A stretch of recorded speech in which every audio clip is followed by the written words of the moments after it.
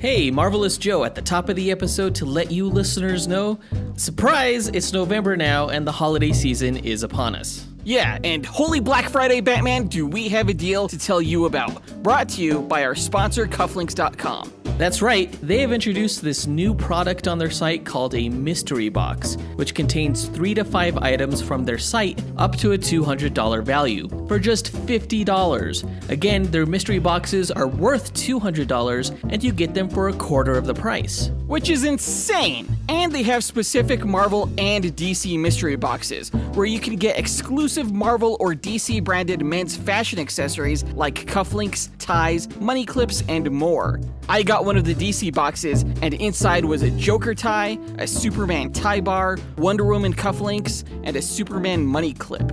I swear, if Santa is listening to this and doesn't get me a Marvel mystery box this Christmas from Cufflinks.com, I'm gonna punch a reindeer straight up. That's messed up. Right in the face. That's how bad I want one of these.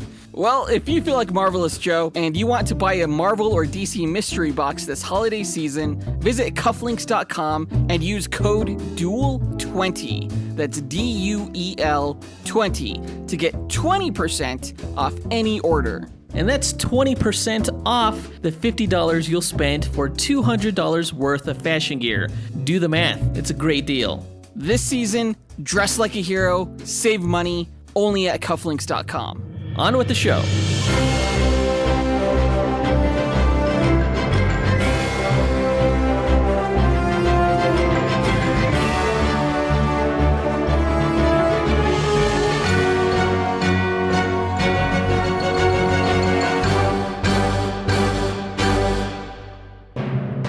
Hi, and welcome to the Dynamic Duel Podcast, a weekly show where we review superhero films and debate the superiority between Marvel and DC by comparing their characters in stat-based battle simulations.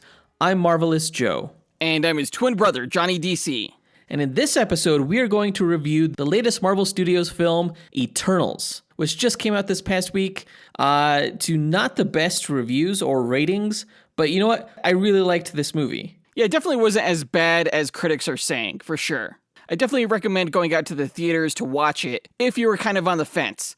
But we'll get into our thoughts on Eternals later on in this episode. Yeah, before that, we're going to go over the comic book movie news that came out this past week, of which we got a trailer for the upcoming Morbius film, and we got news that Gael García Bernal is going to star in a Werewolf by Night Disney Plus Halloween special next year. That's right, this is an all-Marvel episode. Why the fuck am I even here? To bask with the rest of us in the glory that is Marvel, that's why. Ew, it burns. As always, we list our segment times in our episode description, so feel free to check out the show notes if you want to skip ahead to a particular topic. And guys, just a reminder that only the 4 most recent episodes of this podcast are available to the listening public. But we have over 200 episodes recorded, so if you want access to that past archived content, including our Firestorm vs. Cersei episode, Our Wonder Woman review, Darkseid vs. Thanos, our Guardians of the Galaxy Volume 2 review, Spectre vs. Galactus, or our Avengers Endgame review, be sure to subscribe to this podcast on Spotify or Patreon, both of which will provide you with an RSS feed to use in your own podcast app. And on Patreon, you also get bonus content, including bonus episodes, access to our Discord server, blooper reels, and more. It's only $2 a month to subscribe on Spotify or Patreon, and you can do so by visiting dynamicduel.com/subscribe, which is linked in our show notes. But with that out of the way, quick, to the No Prize. A No Prize is an award Marvel used to give out up until the 90s to fans. Our version, the Dynamic Duel No Prize, is a digital award that we post on social media that I personally draw for those who we feel gave the best answer to our question of the week. Last week's question tied into the news that Bill Murray will be playing a mystery role in Ant-Man and the Wasp: Quantumania. So we asked, what role do you think that will be? Yeah, we got a few answers here. We'll go ahead and run down our honorable mentions as well as the No Prize winner. Our first honorable mention goes to Dustyn Balcom, who said, Hey, Dustyn Balcom here. I think a role that Bill Murray could be playing could be Scott Lang's dad in the movie. You know, maybe they bring him in, meet the parents type of deal between him and Hope, and could add some comedy between Bill Murray and Michael Douglas, because we all know how great Michael Douglas is with Scott and how annoyed he gets with him. And I thought this was a great answer. Like, if Scott and Hope get married or something like that, of course the families are going to want to meet. And I think it'll be really cool to get the dichotomy of a screwball Bill Murray as Scott Lang's father interacting with the more hard-laced Hank Pym, played by Michael Douglas. Yeah, that would be awesome. I feel like Bill Murray's character would probably just annoy the shit out of Hank Pym. And I'm totally there for it. Yeah. Plus, I think Bill Murray would play a pretty decent father character to Paul Rudd. You know, they're both comedic actors, and they don't look dissimilar enough that I wouldn't buy them as a father and son duo. Yeah, totally. Great opportunity for comedy there. But that brings us to our next honorable mention, given by DC Joe, who said, since it is Bill Murray, I don't think it's far-fetched to think that he's just doing a cameo or playing himself. But if he had to be put in a role, I think it would be Scott's dad. That just sets itself up for jokes and banter, you know, that old Marvel crutch. Oh yeah, jokes and banter. Everybody hates that. But yeah, DC Joe gave the same answer, saying Bill Murray could play Paul Rudd's dad, but he also said that he might be playing himself, which is also not out of the realm of possibility considering, you know, like he did it for Zombieland. And the actor is such a character in his own right. I could totally see him like just existing in the MCU as the actor Bill Murray. I think that'd be great. Honestly, I hope it's not just a cameo. I hope he has a more substantial role than, you know, just playing himself. I want his role to be bigger than that. And our final honorable mention goes to Matt Estes, who said, "Hey guys, Matt Estes here. I think Bill Murray should just play all the roles. Just give him all of the roles in Ant-Man and the Wasp. I think it'd be hilarious. Really looking forward to the movie. Keep up the good work, guys. Later." And now I'm trying to picture Bill Murray squeezed into the Wasp outfit. It's not pretty. It's not pretty. But you know what? Sure, you know, have there be a scene in the quantum realm where for some reason everybody has the face of Bill Murray and just kind of see how it goes. Who knows? You know, it's Quantum Mania. The movie sounds like it could be crazy. Sounds like anything could happen. Those are all the responses that people sent in via voicemail. Thanks to everyone who took the time to visit our website and hit that record button. I do want to give a quick shout out to one of our Instagram followers, Iranagami, who messaged us the answer of Mole Man, saying Bill Murray should play that role. And I'm totally sold on that. Like, I'm ready to totally see that concept art. He didn't record his answer, but I just wanted to say thanks for sending it our way. But the winner of this week's No Prize is John Starosky, who said, "Hey guys, John Starosky here. Here's my pitch, and follow me if you will back to the first Ant-Man movie. In the quantum realm, Ant-Man sees, in passing, a sort of a city, and I believe that was confirmed later on. Bill Murray is going to be the king or dictator or president or prime minister of that city. That's my thoughts, and you can't shake me on it. Peace." So the city that Starosky is referring to was actually in Ant-Man and the Wasp during the time when Hank Pym was going to rescue Janet. There was a small city in the distance. Some people have speculated that that is the microverse. And yeah, it would be cool to see Bill Murray be the leader of that microscopic dimension. You know, much in the same way that Jeff Goldblum kind of gave this off-the-wall performance as the Grandmaster, the leader of Sakaar in Thor Ragnarok. I think you could totally tap Bill Murray to play a similar type role as the leader of the Micronauts or something like that. Oh, for sure. That's like a no-brainer casting right there. He kind of has like a wild edge to him, just like Goldblum. I think it could be absolutely hilarious. And out of the answers, I liked that one the most. So congrats, John Starosky, you win this week's No Prize. If you, the listener, want a shot at winning your own No Prize, stay tuned to later on this episode when we'll be asking another question of the week. And now that that's done, on to the news.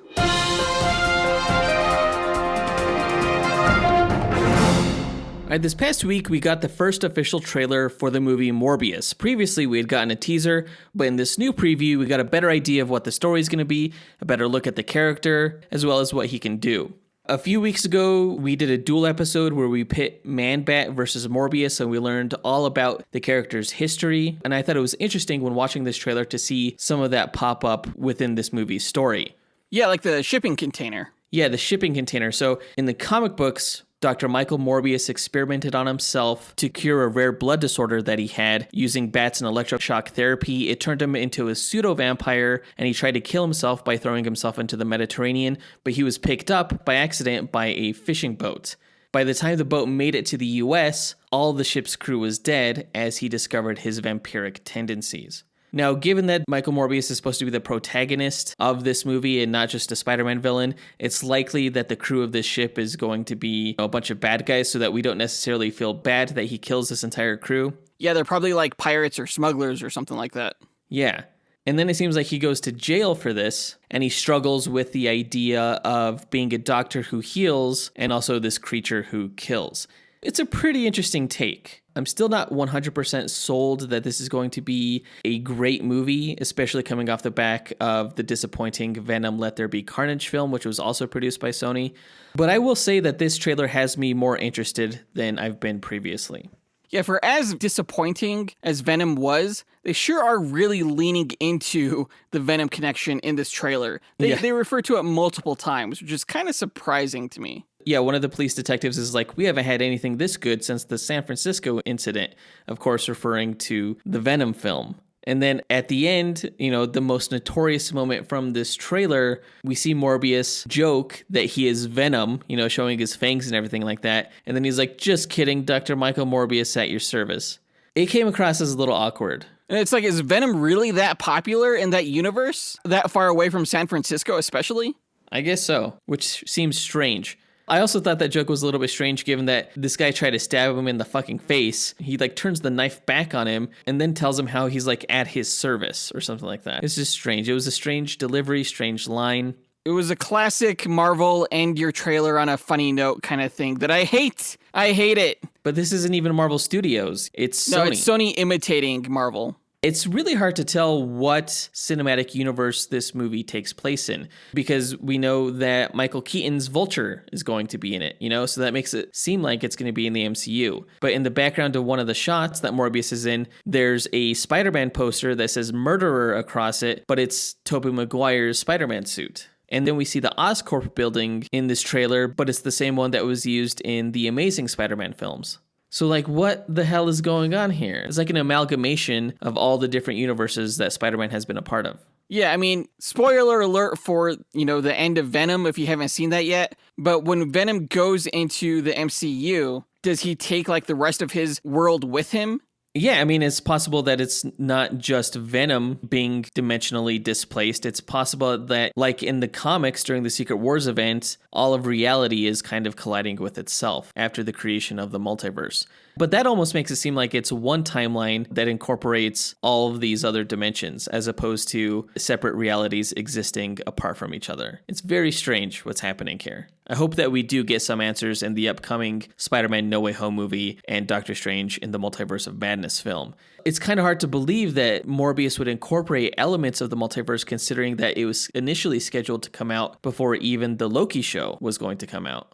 Oh, that's right. I didn't even think about that. That's weird. Yeah, a ton of questions, and hopefully we get answers. Hopefully we're just not left scratching our heads at the end of this movie as much as we are now. While I was hesitant about Jared Leto's performance, considering, he wasn't the greatest Joker character, seeing him in Zack Snyder's Justice League kind of alleviated some of those fears. Seeing his performance in this trailer also kind of made me feel a little bit better because he doesn't look horrible here.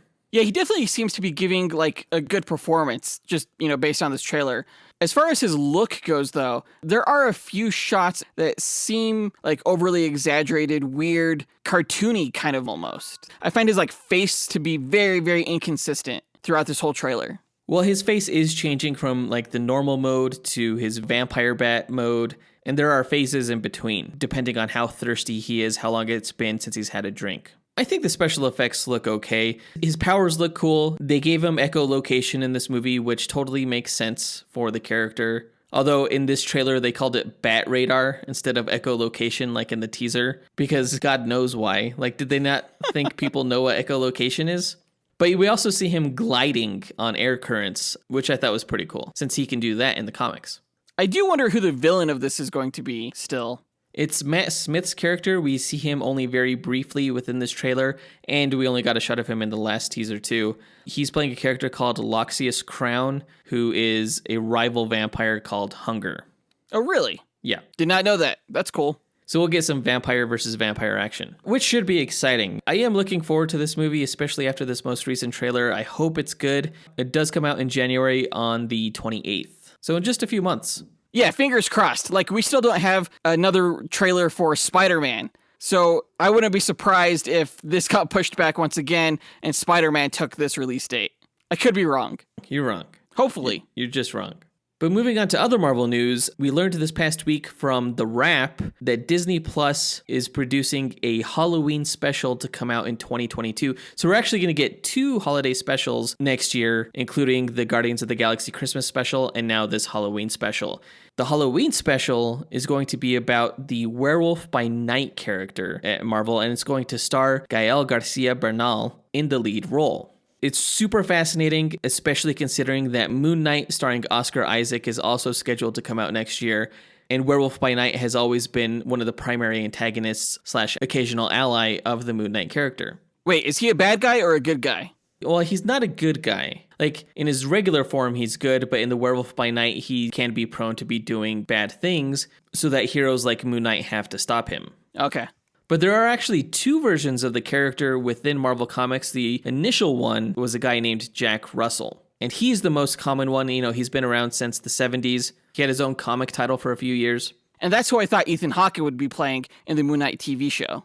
Yeah, and you know, he still might. You know, we might have Ethan Hawke playing Jack Russell, and then it gets passed on to Garcia's character, who may be Jake Gomez, who is the second Werewolf by Night in the Marvel Comics. The second Werewolf by Night is a member of the Hopi indigenous tribe whose family has been cursed with lycanthropy, werewolfism. Oh, like a skinwalker. I don't know what that is. It's like the native term for a werewolf. Okay, then yes. Yeah, exactly like that. Considering that they did cast Garcia in this role, I'm inclined to believe that they are going with this Jake Gomez Native American angle, which could be cool because we haven't really seen any of that in the MCU. We'll have to get a Werewolf by Night duel episode in around next Halloween so we learn more about him before his show comes out. Yeah, or we could even put that duel around when the Moon Knight show comes out. Yeah, that'd be cool. Yeah, it does seem like Marvel is starting to dip its toes into like the horror supernatural genre with a special like this, Werewolf by Night, and the upcoming Blade movie. It should be interesting. Hopefully, like we get to see other supernatural heroes like Ghost Rider and stuff down the line. But the news of this upcoming Halloween holiday special by Disney Plus brings us to our question of the week. What's a cool Marvel or DC holiday special that you would like to see? Yeah, any holiday, any hero, tie them together. Let us know what you think the special would be like. Record your answer at dynamicduel.com by clicking on the red microphone button in the bottom right-hand corner, which will prompt you to leave us a voicemail. Your message can be up to 30 seconds long, and don't forget to leave your name in case we include you on the podcast. We'll pick our favorite answer and draw that person a Dynamic Duel No Prize that we'll post on social media. Be sure to answer before November 13th. With the news out of the way, let's get on to our main event of this episode, but first, a word from one of our sponsors. Bruce Wayne may appear to be a wealthy playboy, but beneath his facade, his true identity is that of the Batman, waging an endless war against crime. Join the Caped Crusader in Batman, The Audio Adventures, the first scripted audio original featuring Batman and his villainous rogues gallery in a world premiere story of life and death in Gotham City, debuting exclusively on HBO Max.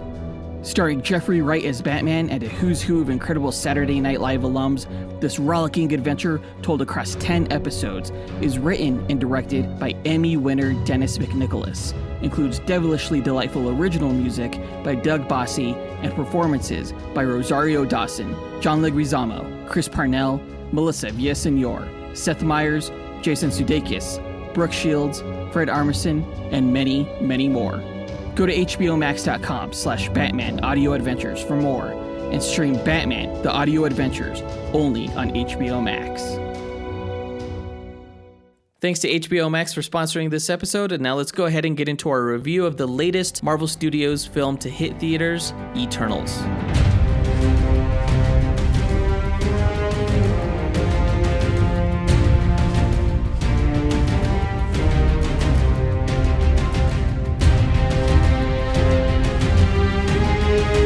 Okay, Eternals is the latest Marvel Studios film to hit theaters, directed by Oscar-winning director Chloe Zhao and starring Gemma Chan, Richard Madden, Angelina Jolie, Salma Hayek, Kumail Nanjiani, Kit Harington, and more. Right off the bat, I don't feel I need to address the fact that Eternals is the lowest rated Marvel Studios film by critics.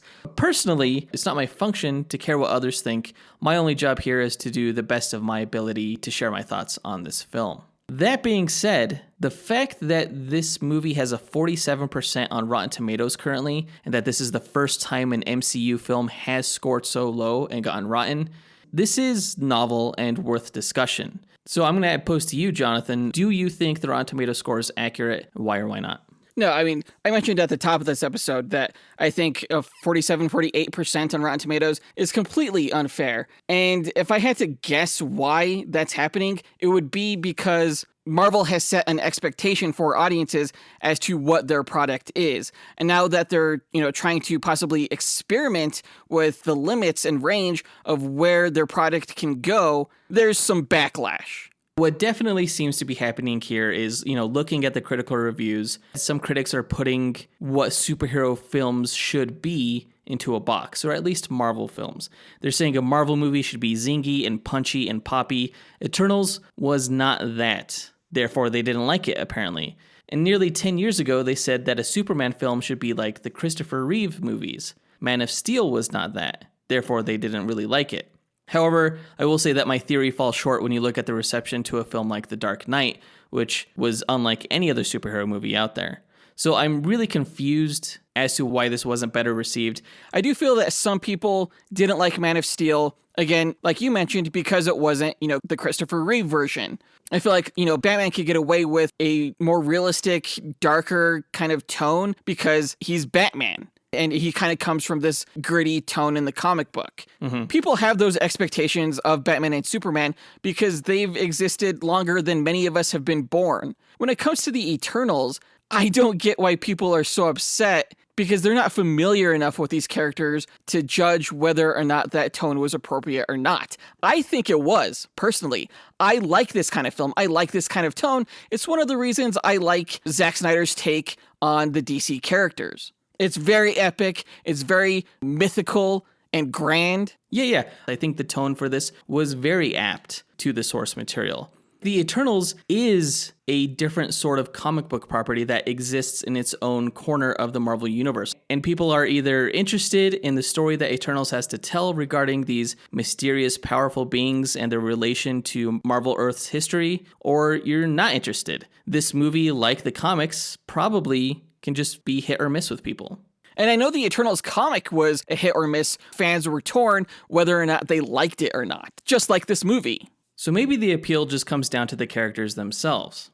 Maybe, yeah. But I really liked this movie. I liked the cinematography, the natural lighting and use of many natural locations gave the film this sweeping feel to it. I thought the story was sufficiently epic in scale and setting. I think it was emotionally resonant. The visual portrayal of how they manipulated their cosmic energies in their own unique ways was well done, and for the most part, I thought the performances were good. There was a lot to like here, and I see the film as kind of an evolution of what a Marvel film can be. Do you see it as more of a push towards what Zack Snyder has done? I mean, Chloe Zhao has said in interviews that she was heavily inspired by the look and cinematography of Man of Steel. Mm-hmm. Yeah, I do think it's a push toward that type of filmmaking for this specific property. I don't think it's a push for Marvel Studios as a whole. I think Marvel Studios is trying to be as varied in their approach to these characters as they can be. Which has been the case from the very beginning of the MCU. Like Captain America, the First Avenger, was a war film. Ant-Man was a heist film. So I think they've always kind of tried to take this approach of experimenting with tone and where they can go. They've just never done it this drastically before. And I think one of the reasons they tried to take such a big departure is in part because of some of the criticisms that have been leveled at Marvel. Like they don't really care about director's vision. They're kind of like cookie cutter films. Chloe Zhao is a really good director, an Oscar-winning director. And I think her voice really shines in this film compared to most Marvel features. I think there's also criticisms that, there's not enough, like, maybe romance in Marvel movies. I think, they try to address that issue here as well. Oh, definitely, yeah. The primary theme of the film is love. It's what the entire film can be boiled down to. Love for humanity, romantic love, love of family. The film explores the concept in ways that few other superhero movies have ever done outside of, like, the first Wonder Woman movie. Yeah, tonally, this film felt a lot like the first Wonder Woman movie to me, just in terms of like how much heart it had and stuff like that. It was like a mashup between Wonder Woman and Man of Steel. Yeah, in Wonder Woman, we got the very central Diana Prince and Steve Trevor romance. And in Eternals, we got plenty of tender moments, like with Cersei and Icarus, and the tragic goodbye between Phaistos and his family. It's not stuff you typically see in this genre because it's inherently very aggressive and action-oriented. But this central theme is all tied back to superheroism through the message that Gilgamesh told to Thena that she passed on to Cersei, which is when you love something, you fight for it. I thought that was a profound motivation, given that we've seen lots of heroes fight for revenge, for duty, honor, glory, or adventure, but rarely love, which is a prime motivating force for all of us. Oh, yeah, totally. Absolutely. So I thought that was pretty cool of the film. I also like the idea that humanity and all of its advancements and all of Earth's heroes all serve the larger purpose of sustaining and protecting the celestial at Earth's core. That was very reminiscent of my favorite Marvel story of all time, Earth X, which was an exploration into the origins and motivations of Marvel's Earth heroes, asking the big question, why? And explaining that in an alternate reality tale where a celestial lived inside the planet. It's a profound comic book story. You should read it if you're a Marvel fan. And I like how this movie tried to answer that same why question. Why does humanity exist? And what is their purpose? That's an awesome question, and some of my favorite films have attempted to address that. You know, films like 2001: A Space Odyssey. I love existential sci-fi films, which is one of the reasons I mostly like this movie. I don't think this film quite addressed the answers in as satisfying ways as some of those other stories, though, which I think prevents this film from, being among the pantheon of some of those great sci-fi tales. Yeah, I would totally agree with it. They did kind of drop the ball, given that they're largely confined to the existing mythology of the comic books. After all, this is an adaptation of the source material, so they don't get too much leeway to get truly philosophical with it. That said, the story idea is really cool. The concept of the planet being an egg is a really fascinating and profound one, especially considering the fact that we know this world, we're familiar with it. And for Marvel Studios to kind of throw this bombshell on us is kind of a lot to take in. And maybe that's why some people didn't like it. It was just so unique to something that people thought they were so familiar with. Yeah, that could totally be the case. But I myself like learning new things about things that I thought I knew everything about, That's true. Plus, you and I already knew what the story was going to be anyway. That's true. We did call that they were going to go the Earth X route with the Celestial at the core. One of the other things I liked about this movie were the visual effects. I liked the cool visual representation of the Eternals' cosmic energies, particularly those of Phaistos and Thena, who wielded more physical constructs. I also thought the design of the Deviants was awesome, as kind of like these fleshed out wireframe chimeras. Those creatures were unlike anything I'd ever seen before, and I think the creativity in their appearance really showed through. They looked like mythical monsters, like chimeras and harpies and minotaurs and stuff like that. It was kind of a cool look. They weren't really ultimately the villain of the story, and I thought they were going to be. Yeah. Story-wise, the film really dropped the ball when it came to the Deviants. It's strange because the dialogue seemed to suggest that the team throughout the course of the movie had grown slightly more sympathetic to the creatures and saw in them their similarities as fellow creations of Arishem serving out their purpose of ultimately facilitating the end of humanity. And Crow, the head deviant, I thought he was going to assist the Eternals in fighting Icarus in order to save this planet that his newly acquired sentience had taught him to cherish. I thought Crow was evolving into being capable of being humane. That would have been cool. Yeah, because the Eternals and the Deviants, although they're bitter enemies, they have worked together in the past. And Crow and Thena have even had romantic feelings for each other in the comics. But Thena killed Crow without empathy, no regard to, their similar plight. I thought that was a missed opportunity there, and it seemed to kind of go against the Eternals' very empathic nature. Yeah, I feel like there was a missed opportunity having them work together, especially because it would have been a really strong message during these times of such ideological division. Finding that common ground is a really strong message that I think a lot of people need to hear nowadays. Yeah, like the only thing that's cooler than seeing the hero fight the villain is seeing the hero compromise with the villain to fight a greater evil. At least I've always found that more interesting. It's different. It's against our nature, I guess, and that's what makes it a little bit more profound. But they didn't do that. No, and yeah, I think that's unfortunate, especially given the fact that there was precedent in the comics. But I did like the cast. I think they were largely great, well suited to their roles. There were some line deliveries and some special effects interactions that occasionally came across as awkward, for lack of a better term. But let's go ahead and discuss the characters in our character breakdown. First, let's talk about Cersei, who was played by Gemma Chan. We first saw her in the MCU playing the role of Minerva in the Captain Marvel movie. It wasn't a large role, so we didn't really get to see the extent of her acting ability, but I thought she did a tremendous job as the lead in this film. Considering that it has other megastars like Salma Hayek and Angelina Jolie, I think she stood her ground as the leading lady. I think her performance was fine, but I also feel like Cersei was pretty bland, uninteresting, and kind of boring, especially for a lead character. I thought the side characters were much more interesting than Cersei. I feel like they took the most boring character to be this film's protagonist. I mean, I don't disagree. Yeah, I do think Gemma Chan did well in the role, but the role itself was largely absent of some of the facets that we've seen in the comics where Cersei, loves to party. Yeah. I think that would have made her character a little bit more interesting.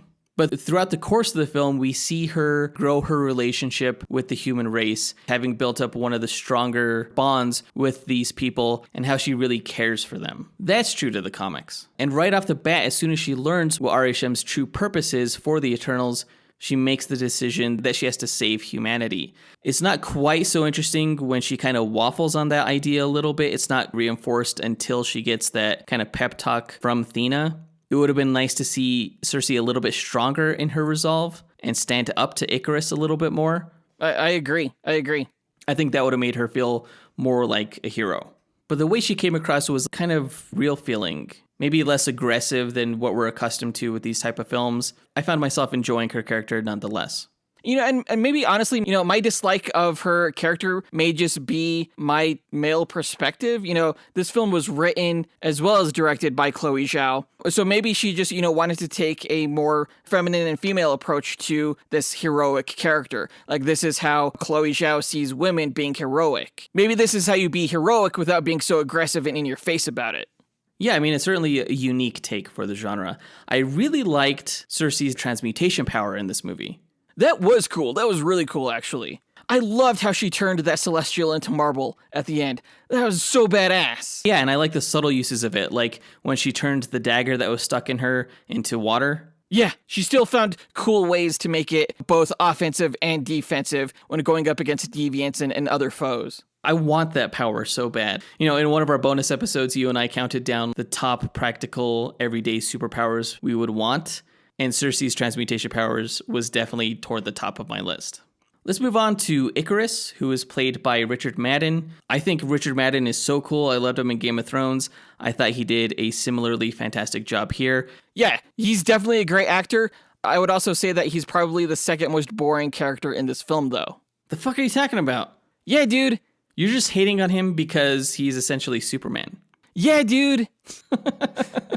No, but I mean, I did think his twist at the end was very interesting, actually. I think that's when his character became interesting for me in this film.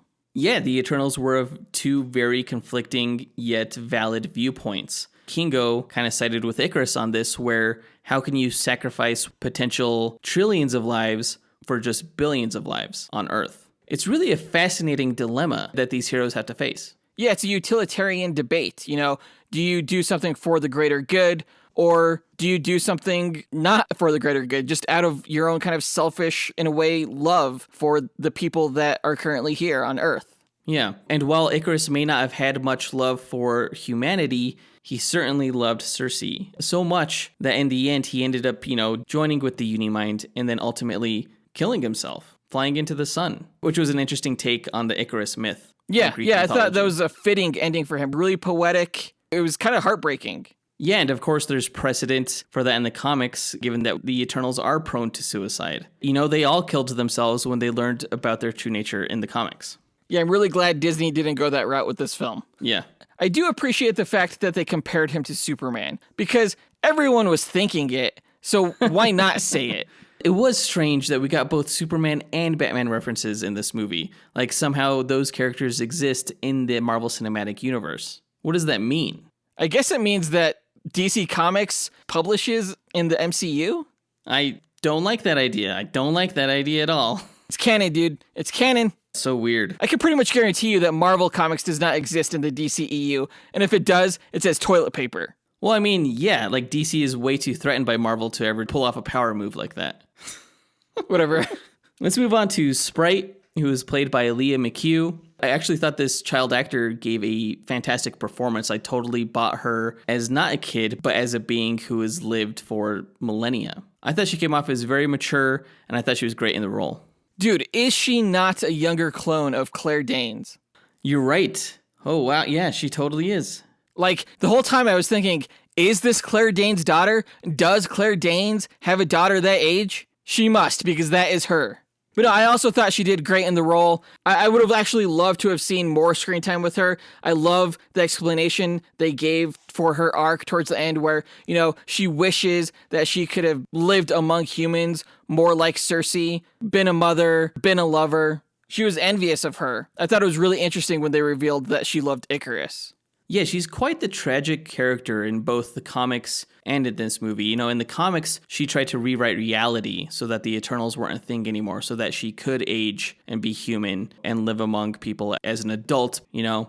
And she's been a villain at times in the comics, and that's what she was here. I thought it was totally apt. I also really liked how they resolved that arc for her and that she actually got to become human using the remaining power of the Unimind. I thought that was poetic as well.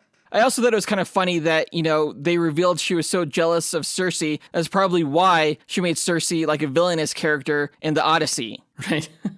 I liked the use of her powers in this. I wasn't quite sure how they were going to portray it, the whole illusion casting thing, but I thought it was really well done here. Let's move on to Phastos, who is played by Brian Tyree Henry.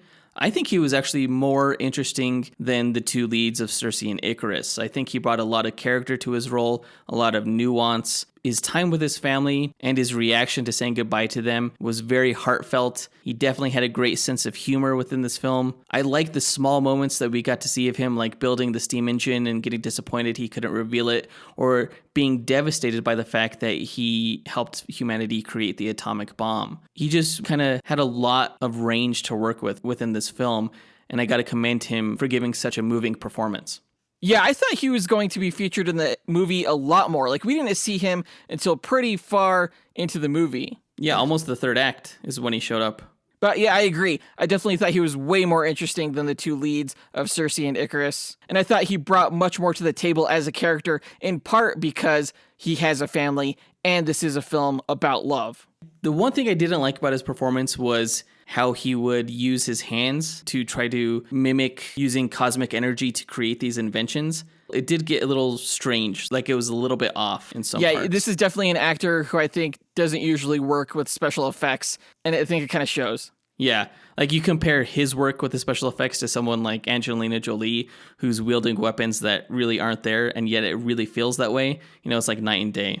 But I do think that the weapons and inventions that Phastos wielded in this movie were damn cool. Like those like little gyroscope things felt like T-spheres. Like he was almost like the Mr. Terrific of the group, and that they had so many different functions. Yeah, I did feel like his energy blasting in the final fight at the end did make Kingo kind of obsolete, which may be the reason why he wasn't even in that final battle, which didn't quite make sense to me. But yeah, his powers were pretty cool. You know, he's kind of like the Batman of the group, like the smart tech guy. So it was cool to see how he took down the group's Superman. Yeah, that's a great comparison there. Phastos v. Icarus, Dawn of Eternity. Let's move on to Kingo, who is played by Kumail Nanjiani. I think Kingo probably had the most personality of anybody in this cast. I think he was a big bolt of energy that this film sorely needed, because otherwise it would have probably felt like it dragged more than it did. A big bolt of energy? I see what you did there. I think every time he was on screen, I was enjoying it because he's such a funny guy, and they gave him some solid funny lines here. Yeah, you know, the MCU films are known for their humor and fun, and I think he definitely brought some much-needed MCU tone to this film. The only joke I think that didn't land of his was when he was in Australia with Gilgamesh and Thena, and he was like, "Who's your gardener?" And like they just stayed on that moment for like a beat too long. They should have cut away sooner. But they just kind of like let the joke hang out there and just wither and die. For me, it didn't work. I didn't mind it. It was fine. I liked his cosmic energy blasting powers, like how he would shoot them out of his fingers like guns, or he could freaking Hadouken that shit by like putting his hands together and building the energy up. That was cool. That was cool. Like, if I had to rank all of these Eternals powers, Kingo definitely has a power that's like higher up on that list. Yeah, and that is one of the things that makes it so disappointing that he wasn't in the final battle. That was lame. Like, his motivation was sound, and it was interesting to get that perspective where he's like, this is what I believe, but I'm not going to hurt others over it like Icarus is. That was cool, but I still feel like he was missing. Let's move on to Thena, who is played by Angelina Jolie in probably her smallest role ever. I was pretty surprised at how underused she was in this film, considering how great of an actress she is and was in this movie. She was totally underused. So much so, I don't even think this character was even necessary to the film. Well, they wanted to get the mad weary component in this. It's always been a truly fascinating aspect of the Eternals that their minds live for so long that at some point it just can't handle the burden of all those memories. And so it kind of gives way. It's pretty original. I've never seen that in any other kind of literature with immortal characters before. And the only way to cure it is death or marriage, to form a mental link with a partner for all eternity, to strengthen your minds together. And while they had Mad Weary in this, they didn't have Gan-Josin, which is marriage in the Eternals books. I think it would have been great if Gilgamesh would have formed a Gan-Josin with Thena in order to cure her of her mental illness. Wait, but didn't Icarus and Circe get married? Yeah, but like they didn't really refer to it as a joining of minds, like in the comics. In the comics, Circe and Black Knight get married, and Black Knight saves Circe from going mad with Mad Weary. Do you think Angelina Jolie would have made a better Wonder Woman back in the day than Gal Gadot is? I think there's some similarities between Gal Gadot and Angelina Jolie. I totally could have seen her playing Wonder Woman back in the day. Let's move on to Gilgamesh, who was played by Don Lee. I thought he was really good in this role. The only thing I'd seen Don Lee in before was Train to Busan, and he was fucking awesome in that movie. Here, he was kind of like the team's resident Hulk, but like a teddy bear version of him, you know? I thought he was pretty cool. It was too bad that they killed him off early, just to give Thena her revenge, because that whole revenge motivation didn't even need to happen. It would have been cooler if they saved Gilgamesh for the final battle. And considering that the movie didn't do anything with Crow after having absorbed Gilgamesh's powers and becoming more human-like, that's just a shame. I agree. I definitely thought Gilgamesh shined for the short runtime that he had, and I wish he had more of it. You know who didn't have much runtime also? Ajak, played by Salma Hayek. I think she's also an amazing actress who was probably wasted in this role. Dude, I was so surprised when they showed up to her ranch and found her dead. I was like, what the hell? Yeah, I was like, this can't be true. Like, there's some kind of illusion here or something. Like, she's really alive, right? And I kind of like did ruin it for myself by watching the trailers because I knew that she was going to have the perspective that they needed to save humanity because humanity is what saved the universe from Thanos' snap, you know? Dude, I honestly thought that was like a deleted scene from this film. The whole time I'm watching this, I'm like, dude, there's got to be like a Chloe Zhao cut to this film. That's like 5 hours or something like that. I can't wait for the hashtag release the Zhao cut. But, you know, I was pretty glad to see that scene later on in the film. Yeah. She definitely had a change of heart as the leader of the group, going from being very steadfast to Arishem to being a proponent for saving humanity. Even though it was a brief role, it was a very important role. I just hope that maybe we get to see her again in another Marvel film and this wasn't like a one and done type thing with Salma. Let's move on to Makari, who is played by Lauren Ridloff. She was also in the movie very briefly, but I thought the use of her powers was hella dope. Like, way cooler than the MCU treated Quicksilver, way cooler than anything I've ever seen from The Flash, including Zack Snyder's Justice League. Wrong. I mean, Zack Snyder's Justice League just put him into bullet time. That was like the only new thing they did with him. But here, you got like that cool perspective of the camera traveling alongside her from her perspective, seeing the landscape change around her, and seeing her try to take on Icarus. That was awesome. I expected to be more wowed by the display of her power, honestly. I didn't think it was as successful as The Flash and Zack Snyder's Justice League. It was, though. No, it wasn't. In fact, I think there were some things that they even ripped off from that. Like, you know, when she was like flashing around Icarus punching him. I'm like, oh, this is just like The Flash when he was like saving the scientists from the debris. I don't know. I didn't think it was as cool as The Flash, But what about the part where she would use her sonic booms offensively? That was awesome. That was cool. That felt like very Quicksilver. The Flash doesn't do that too often.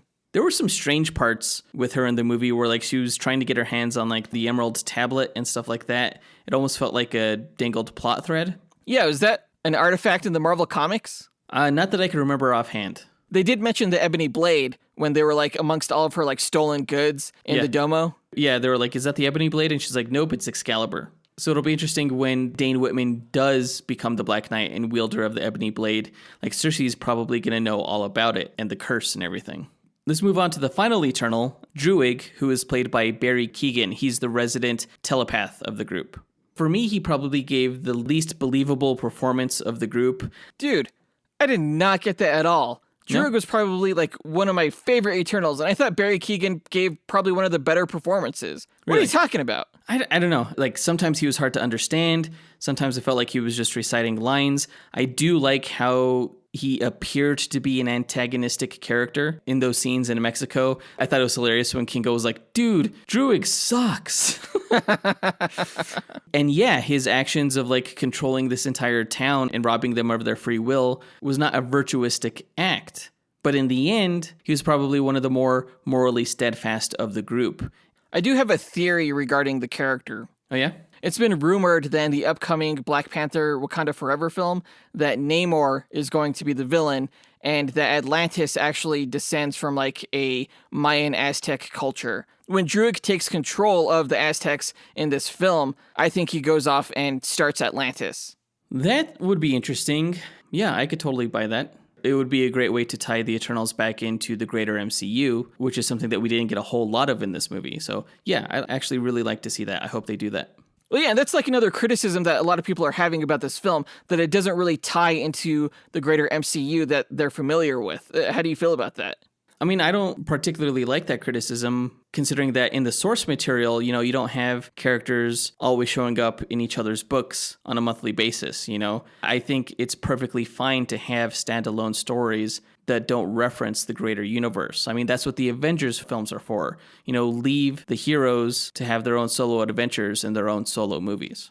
I mean, with like Shang-Chi, though, you know, that was largely standalone. But you still got like a lot of cameos from other Marvel characters that we know about, you know, like Wong or even like Captain Marvel and Bruce Banner at the end of the film. Like I was just waiting for that cameo that never came. Well, I mean, like you don't get references to the greater Marvel universe in a movie like Guardians of the Galaxy. You know, it's fine to let movies stand on their own without those external references. Like if they need to make those references, you can still do that in subsequent films. But if it's not relevant to the story, if you're only putting in cameos for the sake of having cameos, then it just feels gratuitous. Do you feel like Shang-Chi did that? With Abomination, yes. Oh, yeah. That's true. And we actually made that criticism in our review of that film. Yeah. I get that. Well, let's go ahead and move on to our story highlights. So in the beginning, on behalf of the cosmic deities, the Celestials, a group of Eternals comes from the planet Olympia to Earth about 7,000 years ago.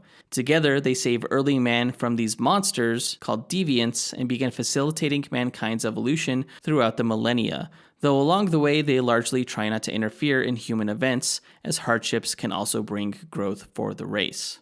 I was not expecting an opening crawl at the beginning of this film. That's very unique to the MCU. We've never seen that before. No, yeah, that's pretty cool. And it just shows right away, like, they're trying something different, mixing it up, keeping it interesting. In the present day, two of the Eternals, Cersei and Sprite, live in London, where Cersei works as a school teacher and is dating Dane Whitman, another professor. The three are attacked one night by a deviant called Crow, who is shown to have Ajax healing powers. Icarus flies in to help in the fight, and they drive the beast away. Together, they decide to gather the rest of the Eternals. And this is where we have our first flashback, back to historic times in Babylon, where Icarus falls in love with Cersei. He professes his feelings for her, and they get married. Dude, Marvel has their first sex scene in this film, which was super surprising to me because this is still fucking Disney. Yeah. And here you have like two naked people humping each other, like pretty explicitly. Like the only other sex scene that I remember from a superhero movie that wasn't like Watchmen, you know, was Daredevil and Elektra. And yeah, you had them like topless and like hugging each other, but they weren't like moving back and forth, you know, like they were in Eternals. I was like, whoa, this is graphic. Kids, look away. Yeah, exactly. That's what I did with my daughters because I took them to go see this. I was like, just cover your eyes. Never had to do that in a Disney film before. They're mixing it up. They're trying new things, reaching new audiences. I don't know if I like it. It's like, keep the sex in Watchmen and like Wonder Woman 3, maybe. That would be great. Keep it at a Disney. In present times, Cersei, Icarus, and Sprite find Ajax has been murdered by Crow. The power of leadership falls to Cersei, and she's given the ability to communicate with the Celestials, though she doesn't know how to control it. Icarus hypothesizes Ajax may have died from mad weary, which is a mental disease in Eternal's brains caused by the strain of so many memories. We flash back to 16th century Mexico, where the last of the deviants on Earth are supposedly destroyed, and Thena suffers from mad weary and attacks the group. Gilgamesh offers to take care of Thena to prevent her memories from being erased. Unsure about their continued obligations to mankind now that the deviants are gone, the Eternals split up and lead their own lives. Shortly after, Icarus abandons Cersei for unknown reasons. I did think it was kind of weird the way they depicted Ajax's ability to communicate with Arishem. Like this golden ball that went in between your collarbone.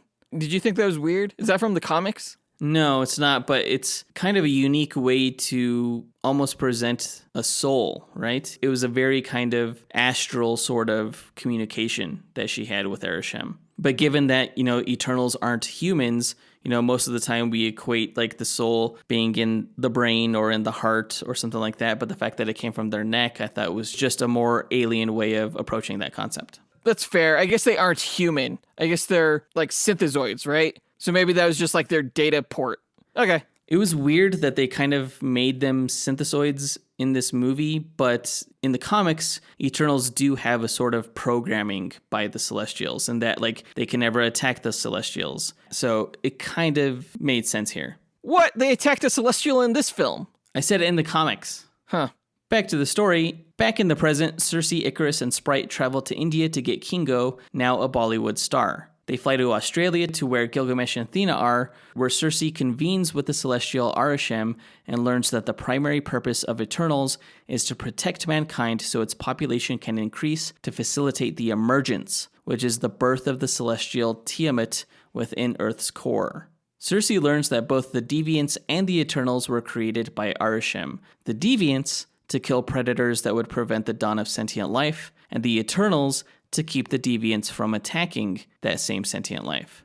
Knowing that the birth of Tiamat would destroy the planet, Cersei decides to prevent the emergence, having fallen in love with the human race.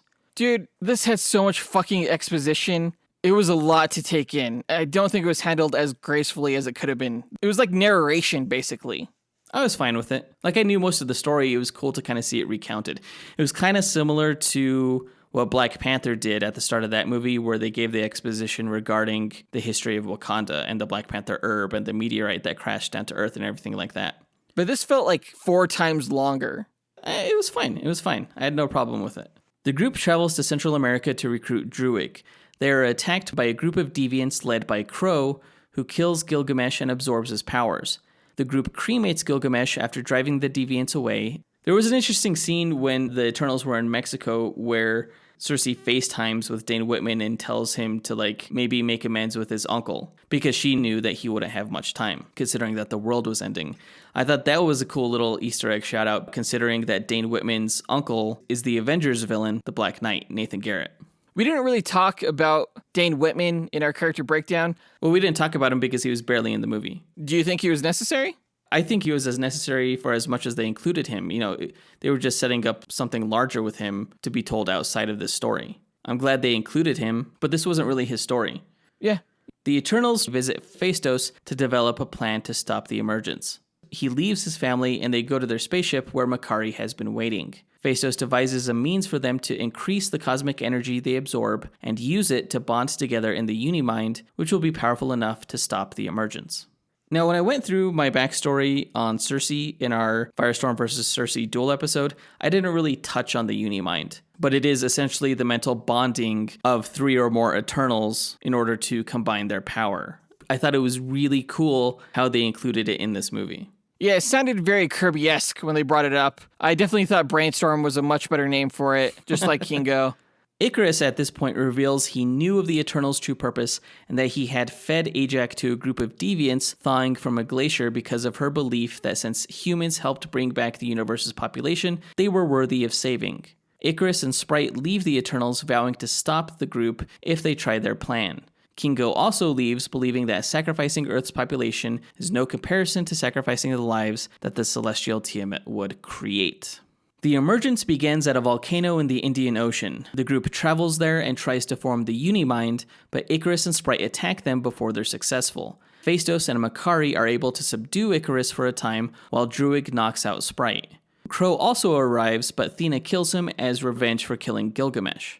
Icarus escapes and has the opportunity to kill Circe, but stops out of his love for her. Circe, using the power of the Unimind and their connection to Tiamat himself, is able to turn the rising celestial into marble. Now, when Tiamat started emerging from the waters, I couldn't quite tell what was coming out. I thought maybe it was the top of his head, and given the scale that they were showing, I was like, oh, this guy isn't that big. If he's that size, he's not going to destroy the Earth by coming out of the water. But then they zoomed out and you realize that this thing protruding from the ocean is a freaking finger. And I'm like, holy crap, this thing's going to destroy the planet. I thought the scale and just the image of the hand rising from the water was so cool. Yeah, it's iconic. It was really cool. I am very, very confused, though, how Circe reformed the Unimind at the very end, considering, Icarus and Sprite didn't have the bracelets. What happened there? Well, the function of the bracelets was not to form the Unimind. The function of the bracelets was to make them powerful enough through greater absorption of cosmic energy. However, in their connection to the Celestials in the presence of Tiamat, they were able to get that same level of cosmic energy without the bracelets. Okay. Well, Phastos was saying at the end that somehow them connecting to the Celestial was how they were always able to survive the destruction of the planet. I was also confused by that. I didn't get that.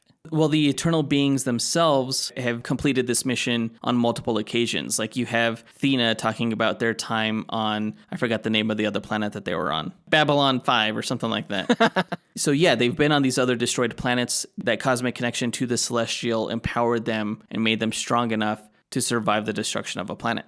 Okay. I thought that was probably more complicated than it was. It's pretty simple, actually. And of course, it made Circe powerful enough to actually convert the Celestial into stone. And convert Sprite into a human. Right. Feeling remorse and guilt for his actions, Icarus commits suicide by flying into the sun. Circe uses the remaining power of the Unimind to transform Sprite into a normal human who can age regularly. Thena, Druig, and Makari leave Earth on their spaceship to try and find other Eternals out there. Sprite goes to school under the care of Kingo, and Circe returns to Dane Whitman, who tries to tell her about his family secret. Before he can, the celestial Arishem arrives at Earth and summons Circe, Kingo, and Phastos to space to gather their memories and see if mankind was worth saving through their treason. He vows to return and declare judgment after reviewing them. And that's the end of the film. Really fucking weird ending. Yeah, the fact that the movie ends on a cliffhanger, I personally think plays a large role in how people felt about the film walking away from it. Yeah, that's probably true. I do think, though, it probably sets up quite a bit of the future of the MCU. I do have to say, though, I think it takes away from a possible Galactus appearance in the future, just because it's not going to be as special, because we've already seen fucking Arishem appear in the clouds in the sky. Yeah, that's true. I am curious as to what Arishem is going to decide, if humanity is worth saving or if he decides to destroy the planet, what that'll look like in terms of Earth's heroes trying to stop him. Perhaps Earth will get outside help, in the form of Galactus or something like that if that happens. There's lots of possibilities here. Pretty excited for it. Does the death of Tiamat, the Earth Celestial, mean that Galactus can't eat him and therefore maybe just ignore this planet entirely? Oh, that's a great question. Maybe Galactus can still eat the Celestial and the planet, given that maybe Tiamat has a soft, chewy inside underneath that tough marble exterior. In the mid-credits scene, Thena, Makari, and Druig are approached by Thanos' brother, a fellow Eternal named Eros, aka Starfox, and his assistant, Pip the Troll. Now, when Pip the Troll first showed up, I was like, holy shit, Pip the Troll, what the hell is he doing here? I thought they were about to show Adam Warlock, and I thought that's why they announced his casting with Will Poulter a few weeks ago. Right. Although that would probably be too late for, a cameo appearance like this. But then again, like, nobody freaking knew that Harry Styles was going to be in the MCU as Star Fox. That was nuts. So it looks like they're really going to make Thanos an Eternal. Yeah, they should. That's what he is. That's what he is in the comics. The planet Titan houses a race of Eternals that formed their own colony. It actually adds a little bit more interesting motivation to Thanos from past films, and that he also has an agenda against the Celestials and wants to kill half of the universe to prevent more of them from being born. That's also a fascinating theory. I could totally see them bringing that up in a future Eternals movie. Like, maybe Eternals 2 will take place largely on Titan, and we'll get the backstory of that colony and the backstory of Thanos and things like that. That'd be cool. Really cool. I'd love that. Hashtag Thanos was even more right. Jeez. Little did everybody know. The after credits scene was interesting. In it, Dane Whitman contemplates wielding the ebony blade, but Blade, off screen, asks him if he's sure he's ready for it. I was not expecting... Blade? Yes, that was him in an uncredited role. That's crazy. I didn't know whose voice that was, but I didn't realize it was Blade. And I was actually surprised to see him have any dealing with the ebony blade, but I guess that makes sense in a sort of fashion in that the ebony blade is cursed with what you could say a form of vampirism. Because when you spill blood with the ebony blade, it compels its user to spill even more, because the sword kind of craves blood. How would you feel if Blade became the wielder of the ebony blade in this MCU? I don't think he would. I think given the fact that Blade is a daywalker who has the thirst for human blood, I'm not sure why he would compound that with this bloodlust that the sword would give him. The ebony blade belongs with the Black Knight. And I thought the design of the sword was pretty cool here. I can't wait to see Kit Harington as Dane Whitman wield it and see what the armor looks like and everything like that. We're going to have to do a dual episode with Black Knight in the near future.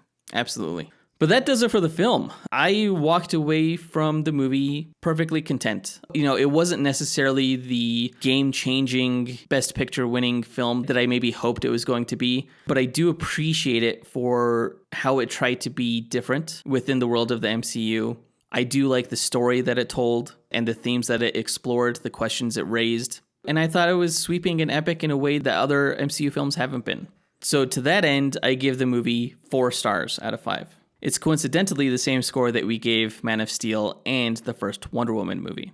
And I think that's a very fair score. I would also give it 4 stars. I expected to honestly really hate this film going into it. I think partially because I was afraid it was going to be Best Picture worthy. And also partially I think I was angry if it was going to be such a blatant ripoff of, Justice League and what DC is doing that it just wasn't going to be fair. Oh, just wait until Marvel makes a Squadron Supreme film. Fuck off. But no, I walked out of it realizing it wasn't as great, like you mentioned, as it probably could have been or should have been, and also feeling that it wasn't as much of a rip-off DC film as I suspected.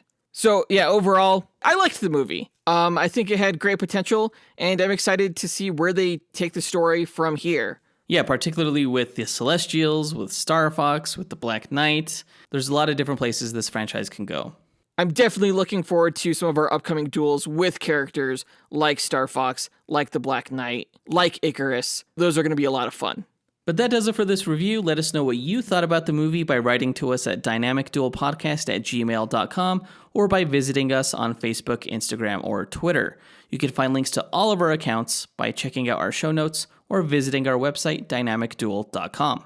And on our site, you can also find a link to our Patreon page where we offer bonus content, including bonus episodes and duels, monthly live movie watch-alongs, collectible pin sets, and access to our Discord server. Check it out right after this episode. Our lowest tier is only $2 a month. Which is also the cost to subscribe to the show on Spotify. Subscribe now to access over 200 episodes of this podcast.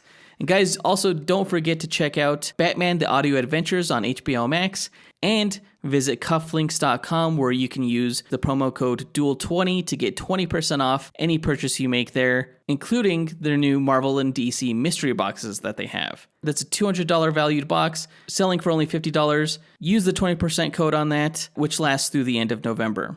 Our next episode is a big one. It's our big team duel that we've been building to for months, It's going to be Justice League Dark, which is DC's supernatural team consisting of like Constantine, Zatanna, Swamp Thing, and Deadman, going up against Marvel's supernatural team, the Midnight Suns, consisting of heroes like Doctor Strange, Ghost Rider, Blade, and Man-Thing. Yeah, I didn't even know that the Midnight Suns was a thing until like earlier this year. So I'm really looking forward to learning more about them in our next episode, and I'm looking forward to them, getting their asses kicked by Justice League Dark. It'll be good times. That's not going to happen. We'll see. But that does it for this episode. We want to give a big thanks to our executive producers, John Speas, Ken Johnson, Jace Crump, John Starosky, Zachary Hepburn, John Bechinina, Mitchell Phipps, Dustyn Balcom, Salvador Hernandez-Contreras Jr., and Levi Yeaton for helping make this podcast possible. We'll talk to you guys next week. Up, and away. True believers.